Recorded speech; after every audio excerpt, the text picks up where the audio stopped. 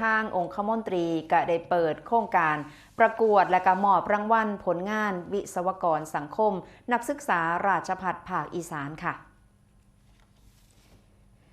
พาคุณผู้ชมไปที่ห้องประชุมบรรทายศรีมหาวิทยาลัยราชภัฏสุรินทร์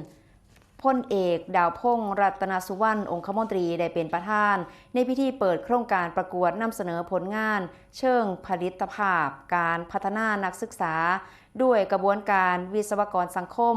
มหาวิทยาลัยราชภัฏกลุ่มภาคตะวันออกเฉียงเหนือเทื่อที่ 2ประจำปี 2569โดยมีนายประภาสศรีจันเวียงรองผู้ว่าราชการจังหวัดสุรินทร์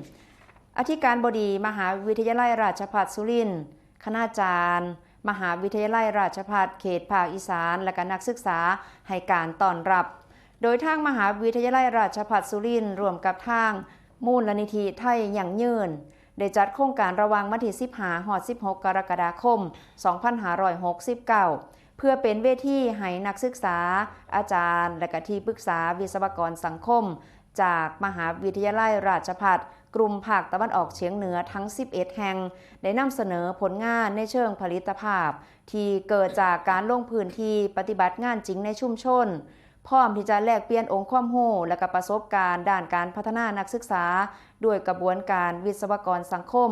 ที่มุ่งพัฒนาทักษะการคิดการวิเคราะห์การสื่อสารการเฮ็ดงานเป็นทีมและก็การแก้ไขปัญหาอย่างสร้างสรรค์เพื่อนำความรู้ไปต่อยอดสู่การพัฒนาชุมชนและก็สังคมให้เกิดเป็นรูปธรรมค่ะโดยโครงการดังกล่าวค่ะยังมุ่งส่งเสริมในเรื่องของการสร้างเครือข่ายความร่วมมือระหว่างมหาวิทยาลัยราชภัฏ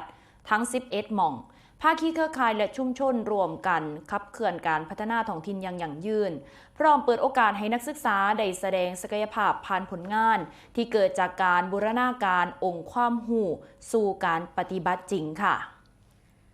ในโอกาสนี้พลเอกดาวพงษ์รัตนสุวรรณองคมนตรีได้มีการมอบรางวัลให้กับทีมที่ได้รับคัดเลือกพร้อมกล่าวให้โอวาทและมอบนโยบายด้านการพัฒนานักศึกษาด้วยกระบวนการวิศวกรสังคม